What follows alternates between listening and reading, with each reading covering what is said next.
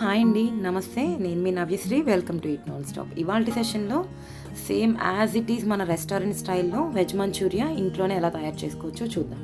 ముందుగా ఈ వీడియో చూస్తున్న వాళ్ళు ఇంకెవరైనా మన ఛానల్ని సబ్స్క్రైబ్ చేసుకోకపోతే సబ్స్క్రైబ్ చేసుకుని కిందున్న బెల్ బటన్ని క్లిక్ చేయండి.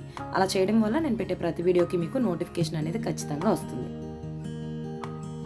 తయారు చేసుకునే విధానం: ఒక మిక్సింగ్ బౌల్ తీసుకుని ఒక కప్పు ఫైన్గా చాప్ చేసుకున్న లేదా తురుముకున్న క్యాబేజ్ని తీసుకోవాలి.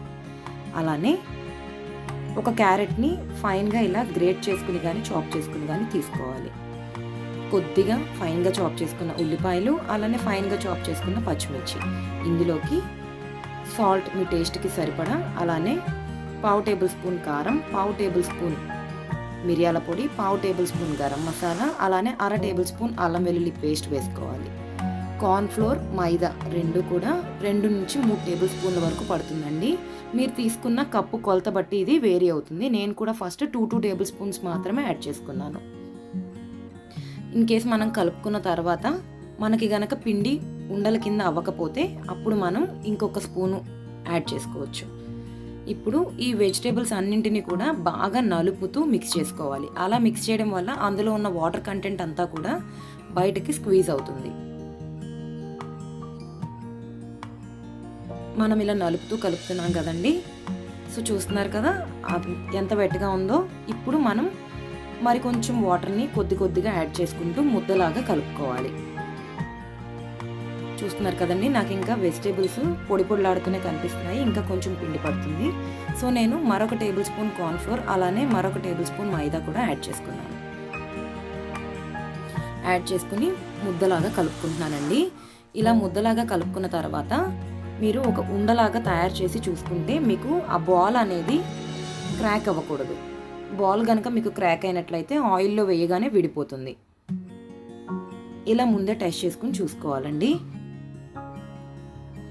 ఇప్పుడు స్టవ్ ఆన్ చేసుకుని కడాయి పెట్టుకుని అందులో డీప్ ఫ్రైకి సరిపడా ఆయిల్ పోసుకోవాలి. మీడియం ఫ్లేమ్లో పెట్టుకుని ఆయిల్ వేడైందో లేదో టెస్ట్ చేయడానికి ఒక వెజీ బాల్ని మనం యాడ్ చేసి చూడాలి. ఆయిల్ బాగానే వేడైంది. సో మనం మిగిలిన వెజిటేబుల్ మిశ్రమాన్ని కూడా ఇలా బాల్స్లా చేసుకుని ఆయిల్లో డీప్ ఫ్రై చేసుకోవాలి. మంచి గోల్డెన్ కలర్ వచ్చేంత వరకు ఫ్రై చేసుకోవాలి.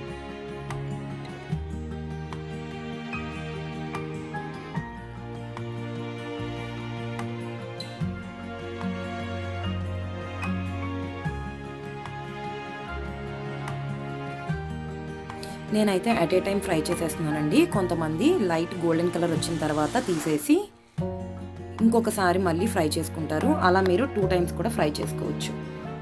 ఫ్రై అయిపోయిన తర్వాత వేరే ప్లేట్లోకి మీరు ట్రాన్స్ఫర్ చేసేసుకోవాలండి. మిగిలిన పిండిని కూడా నేను ఇట్లానే బాల్స్ లాగా వేసుకుని ఫ్రై చేసుకుంటున్నాను. ఇవన్నీ ఒక ప్లేట్లోకి ట్రాన్స్ఫర్ చేసుకున్న తర్వాత ఒక సాస్ ప్యాన్ కానీ ఫ్రైయింగ్ ప్యాన్ కానీ తీసుకుని అందులో ఒక 2 టేబుల్ స్పూన్ల ఆయిల్ యాడ్ చేసుకోవాలి.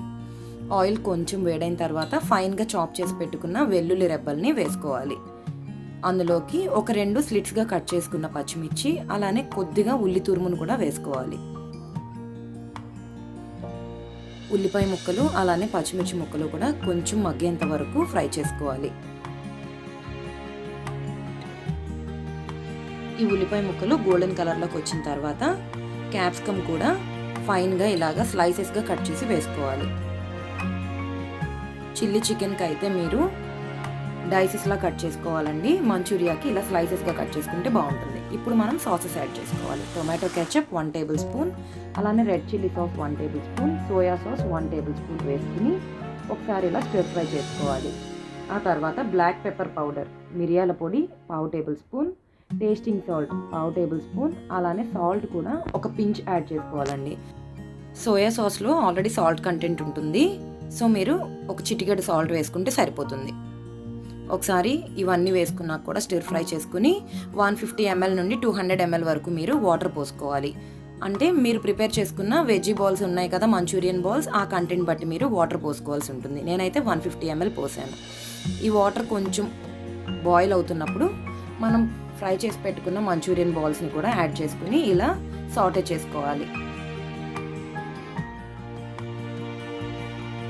ఈ మంచూరియన్ బాల్స్ ఆ సాసెస్ మొత్తాన్ని కూడా బాగా అబ్జర్వ్ చేసుకునే వరకు ఇలా సాటే చేసుకుంటూ ఫ్రై చేసుకోవాలి.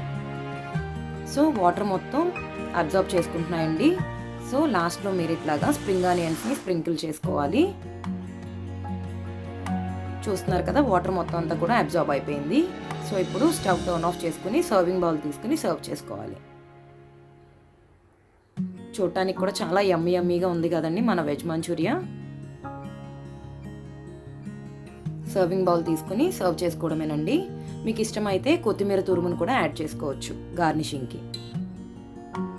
మంచూరియన్ బాల్స్ మొత్తాన్ని కూడా సర్వింగ్ బౌల్లోకి ట్రాన్స్ఫర్ చేసుకున్న తర్వాత స్ప్రింగ్ ఆనియన్స్తో ఇలా గార్నిష్ చేసుకుంటే చూడటానికి కూడా చాలా యమ్మీ లుక్ ఉంటుంది. సో మీరు కూడా కంపల్సరీగా ఈ రెసిపీని ట్రై చేసి మీకు ఎలా వచ్చిందో నాకు కామెంట్ సెక్షన్లో తెలియచేయండి. ఎవరైనా సబ్స్క్రైబ్ చేసుకోకపోతే సబ్స్క్రైబ్ చేసుకుని కింద బెల్ బటన్ని క్లిక్ చేయండి. లైక్ చేసి షేర్ చేసి కామెంట్ చేయండి. Thanks for